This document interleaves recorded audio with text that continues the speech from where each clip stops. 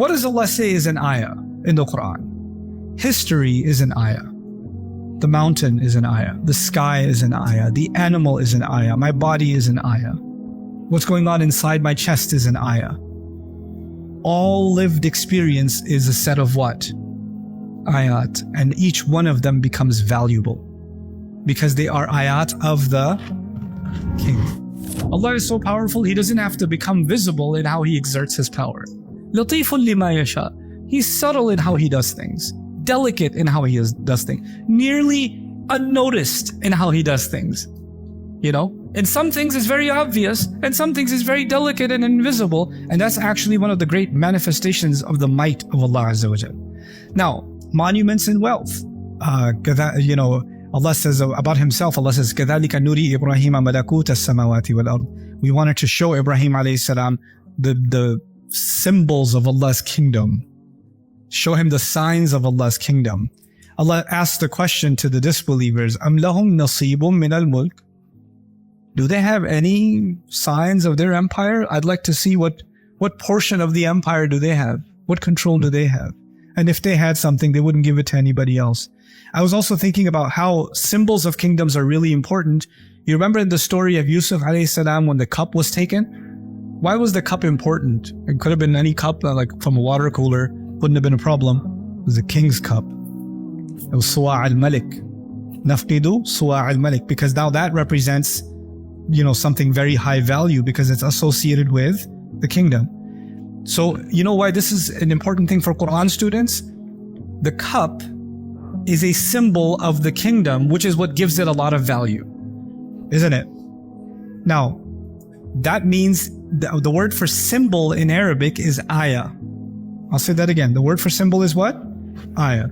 So it has value because it's an ayah of the kingdom. What does Allah say is an ayah in the Quran? History is an ayah. The mountain is an ayah. The sky is an ayah. The animal is an ayah. My body is an ayah. What's going on inside my chest is an ayah. All lived experience is a set of what? Ayat. And each one of them becomes valuable because they are ayat of the King. So there are two kinds of ayat in the Quran. There are ayat all around us, and there are ayat of His revelation. But they are valuable because they are ayat of the King. Just like the king of the cup of the King in the surah. Allah says, قُلْ لَوْ أَنْتُمْ تَمْلِكُونَ خَزَائِنَ رَحْمَةِ رَبِّي لَأَمْسَكْتُمْ خَشْيَةَ الْإِنفَاقِ. If you owned the treasures of Allah's rahmah, if you had any authority over them, you would have held them back. Meaning Allah's kingdom is so vast. You know, when you see a prosperous kingdom, everybody's living well. You know, some nations in the world are so wealthy that they just give money to just everybody, just wealth upon wealth. Nobody's poor. And everybody's living large because the kingdom has just too much to give. And they just give and give and give, right? Some small nations in the world that have massive natural resources and things like that, they do that, right? So the idea is a kingdom that has the ability to give is more generous. And just in the way that Allah provides rizq to all of His creation is a manifestation of Allah's kingdom. Okay. It's also interesting, again, symbols of kingdom. I'm highlighting this because it's one of the most important things that tell us about a kingdom. Allah even mentions a woman who was a queen. Who was that? Saba, Shiva. What does He say about her? Inni wajadtu imra'atan tamlikuhum. I found a woman that rules over them. You know, and what did He say about her? He said, وَأُوتِيَتْ مِنْ كُلِّ شَيْءٍ وَلَهَا عَرْشٌ عَظِيمٌ. She has all kinds of things and she has a great throne. What was the symbol of her kingdom? So you notice a theme now. In the Quran, when Allah mentions kingdom, one of the things you notice about kingdoms are its symbols, the marks of that kingdom. Okay. The right to rule. Who is the rightful king? In the story of Talut and Jalut, the Israelites came to their prophet and said, we need a king because we need to fight in the path of Allah. Who will be the rightful king? Their prophet told them, Inna ayata mulkihi an ya'tiyakum at-tabutu fihi sakinatun min rabbikum. The sign of him being the legitimate king is this cart will come back. That's a long story, but it's a really fun story actually in Jewish history that Allah refers to in the Quran, because the Quran is actually very full of Jewish history. There's lots of accounts of Jewish history in the Quran, and there's a lot of interplay between the Old Testament and the Quran, right? So, but anyway, I won't go there, but I will tell you one thing about Allah subhanahu wa ta'ala. Like I told you, kings all often have to claim why they are the rightful king. And they have to be declared the rightful king. And there has to be some kind of inauguration ceremony that makes it official that this is the rightful king. You understand? And if that doesn't happen, then they haven't earned their right to the throne. Or if somebody challenges their right to the throne. Is there anyone that's going to challenge Allah's right to His arsh? Allah says, فَتَعَالَ اللَّهُ الْمَلِكُ الْحَقِّ. How great, how high Allah is, the rightful king. Meaning, originally Allah has the ultimate right of kingdom. He didn't get it from somewhere and no one can take it from Him. That is originally His. Then of course, another piece of His important symbolism that has to do with kingship is the history of a kingdom. Like for example, a great empire always talks about its monuments and what they did in the past and their victories and their great ancestors and all that kind of stuff, right? وَآتَيْنَاهُمْ مُلْكًا عَظِيمًا. Allah says, we had given them great empire. This idea of reference to going back.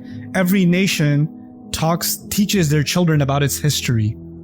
The empire must teach about the histories because they have to know what greatness they came from, what they belong to. And of course, every nation tries to tell their children and their next generations a soft version of their history, right? A stronger version of, even if they have bad chapters in their history or embarrassing moments in their history or losses in their history, they'll try to cover that part and highlight the juicy good parts in their history. So you get the history you learn in school, doesn't matter which country you come from, the history you learn from in school is different from actual history because it's more propaganda than history, action, right? But history is a really important part of understanding kingdom. Of course, has Allah in the Quran described the history of His kingdom? He has, actually, from the very beginning. How He created the skies and the earth, how He brought Adam alayhi salam to this world, and how He has ruled over humanity from the beginning, and its centralized power. A kingdom cannot be considered a kingdom if power isn't centralized. And of course, Allah mentions بِيَدِهِ مَلَكُوتُ كُلِّ شَيْءٍ. In His hand alone is the kingdom of everything. Its ability to protect those in its realm. I love this ayah. Actually, this is all one ayah. How can you be a kingdom if you can't protect your people? You can't. وَهُوَ يُجِيرُ. He's the one who offers protection. And then how can you protect your people? Not only should you be able to protect your people, when you go after the enemy cannot protect themselves. وَلَا يُجَارُ عَلَيْهِ. And when this kingdom attacks, nobody can fight back. They can't withstand. The ability to put down rebellion. Like in the case of Dhul Qarnayn, who was a king, in his story, Allah Azza wa Jal mentions that when he saw people that he was going to rule, he said, whoever does wrong, we're going to punish them. We're going to deal with them, Allah Himself then describes Himself how He deals with rebellions. أَمْ لَهُمْ مُلْكُ السَّمَاوَاتِ وَالْأَرْضِ وَمَا بَيْنَهُمَا فَلْيَرْتَقُوا فِي الْأَسْبَابِ. Do they own the kingdom of the skies and the earth and whatever's in between? Are they going to try to climb up through the ranks of the skies? جُنْدٌ مَا هُنَالِكَ مَهْزُومٌ مِنَ الْأَحْزَابِ. How many armies have there been that I've already annihilated of people who thought that they can compete with me? Like Allah has put down rebellions in history before. We call them ruins of ancient nations, right? That's Allah putting down rebellions. The ability to take care of its subjects, like سَنَقُولُ لَهُ مِنْ أَمْرِنَا يُسْرًا. Allah says, كُلَّ يَوْمٍ هُوَ فِي, the ayah? كُلَّ يَوْمٍ هُوَ فِي شَأْنٍ. Every day everybody's asking Him for something. يَسْأَلُهُ مَنْ فِي السَّمَاوَاتِ وَالْأَرْضِ. This very imagery of the king. The king used to have a court and people used to walk in, oh great king, I haven't had a chicken sandwich for 5 days, please give me a chicken sandwich. And they would come and beg the king, and the king would give them this land and give them this chicken sandwich or whatever He'd give them. People come and beg the king and the king gives, and then the king is running out of money. He's running out, the budget is bad. Now the king is not giving, the king is taking. He's like, oh, collect tax. We already collected tax. Collect tax again. Change the season, collect the tax again, take more from the people. So actually, people think the king is the one that gives. In this world, the king does mostly what? Taking. The king does more taking than giving. Allah says in the Quran, He says about Himself, يَسْأَلُهُ مَنْ فِي السَّمَاوَاتِ وَالْأَرْضِ. Everyone in the skies and the earth is constantly begging Him. My heart is begging Him for the next beat. My eyes are begging Him for the next moment of moisture in the eyes so they don't dry up. My veins are begging Him to remain, to keep blood coursing through them. Every cell is begging Him. Every atom is begging Him for its existence. Constantly begging across all of existence. And every day He's responding to those needs. كُلَّ يَوْمٍ هُوَ فِي شَأْنٍ. So this is the ability of Him to take care of His subjects. But of course, a kingdom is known by its laws. Any empire, any government is known by its unique laws. Like, I don't get enough of mentioning this example because I'm traumatized by the example. I went to Singapore one time, and Singapore is a really interesting country. You can't chew gum in Singapore on the street. You get arrested. Yeah, can't chew gum. Don't do it. Don't do it. Just don't do it. Okay. Anyway, so what happened was, it was summer. It was very moist. So I had some bug spray. You know the bug spray? I had a little bit of bug spray with me and a cream. And when we landed the plane in Singapore, the flight attendant that says you can take your seatbelt off, blah, blah, blah, blah. She said, and welcome to Singapore. If you are found in possession of any illegal drugs, you will be given the death penalty. Enjoy your stay in Singapore. I took my bug spray. There was one of my employees was working with me. I was like, you carry this. A kingdom is known by its what? Laws. A government is known by its laws. Its unique laws. Right? Does Allah also give us laws? Yeah. And a king, like even the story of kingdoms in the Quran, like Yusuf alayhi salam he was a minister, but he wasn't the king. He wasn't the king, so he wanted to keep his brother. But his brother didn't have the proper paperwork. He didn't have a visa for the kingdom. He didn't have any citizenship or anything. He was actually he was visitor visa, refugee status. So he couldn't keep him. So he had to come up with a way of getting him arrested. And Allah says, مَا كَانَ اللَّهُ لِيَأْخُذَهُ فِي دِينِ الْمَلِكِ. There was no way for Him to keep him in the law of the king. Because according to the law, he couldn't keep his brother. Right? But the law is not being made by Yusuf alayhi salam. The law is being made by who? The king. That's the higher authority. Kings also engage in war. Kingdoms engage in war. And when they engage in war, Sheba makes a commentary about kings and what they do. She says, إِنَّ الْمُلُوكَ إِذَا دَخَلُوا قَرْيَةً أَفْسَدُوهَا. When kings come into a town, they violate that town. وَجَعَلُوا أَعِزَّةَ أَهْلِهَا ذِلَّةً. And they take the noble people of that town and humiliate them. They do that. In fact, they engage in oppression, basically. Allah, the King of Kings, He also does war. فَأَذَنُوا بِحَرْبٍ مِّنَ اللَّهِ وَرَسُولِهِ. He does war, but He never goes after anyone who is not what? Zalim. He's never, the only people, هَلْ يُهْلَكُوا إِلَّا الْقَوْمُ الظَّالِمُونَ. Nobody, is anyone going to be destroyed except the wrongdoers? Except the criminals? No one but the criminals. When kings take over, do only criminals get killed or civilians, standby, innocent people? Everybody gets killed. In fact, if you were loyal to the previous government, you get killed. Rasulullah ﷺ takes over Makkah. What's the policy? Kill everyone? Kill all the people who fought you at Badr? If you meet someone who met you in battle before, take their head off? Is that the policy? No. I will say to you what my brother Yusuf said to his brethren. لَا تَثْرِيبَ عَلَيْكُمُ الْيَوْمِ. No harm will come on you today. Allah is a different kind of king. And He sends His Messenger ﷺ to execute Allah's style of kingdom. Not the style of kingdom that happens in the earth, but a heavenly kingdom. Okay? Anyway, so I'm going to have to stop here. There's so much to do, but I will leave you with one juicy thing because I got to do the juicy stuff. The next name of Allah we're going to study is what? Al-Quddus. Al-Quddus has two layers of study. The two layers of study are, what does the word mean in Arabic and how is it used in the Arabic language, and then how is it used in the Quran? So Arabic and the Quran, that's one layer of study. But the other layer of study is actually, this word is very important in biblical studies. So in the study of the Bible, in the Hebrew Bible, this word is really, really important. And we're going to have to look at why it was important to them also. Why is it important to study that or know that? Because the Quran is actually speaking to multiple audiences. And one of its audiences is actually Jewish scholarship. But you may not know that, now you know. One of the direct audiences of the Quran is who?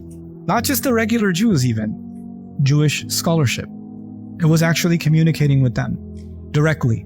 And a lot of the language in the Quran, we understand it from the Muslim perspective, but when they heard it from a background they already had. You understand? So if we understand the background that they had and then hear what the Quran is saying, it gives us deeper perspective on what's being said. But since we talked about politics today, I will leave you with the following concept. In kingdoms in the world, there's always been this idea that when a king takes power, that he must have done something wrong to make that happen. He must have killed somebody. He must have bribed. There's some corruption behind the scenes, because you don't move up unless you get your hands dirty. You have to have some blood on your hands to get there, right? Either you came and you assassinated the current king and you took power, that way you seized power, or you tried to climb up the ranks by way of treachery and lying and cheating and scheming, basically politics, right? And that's how you made it all the way to becoming kings, scheming until you get to the top. So when you think of people with power, you think of corruption. It's been the history of the world, right? So power corrupts, and absolute power corrupts absolutely. Right? That's always been the history of the world. So and kings know that, rulers know that. So what they do then is they say, well, we can't keep our power if everybody thinks we're corrupt. Because eventually people will rebel. They're not going to stay under our government. We have to find a way of making ourselves look good, no matter how dirty we are. So kings, since ancient times, came up with a formula. We are going to use religion to make ourselves look good. So in ancient Egypt, they're going to have the priests and the monks and the sages. They're going to say the gods have told us this is the king. And since the people follow the religion, now it's their religious obligation to acknowledge the king. The Roman Empire, once it adopts Christianity, the Catholic Church is going to endorse the king. The Pope has an awkward conversation at the inaugural ceremony that you may have seen in the United Kingdom recently. Who's becoming loyal to who? It's a little confusing. But the idea is, this is a kingdom that is endorsed by God himself through the church or through the priesthood or through the temple.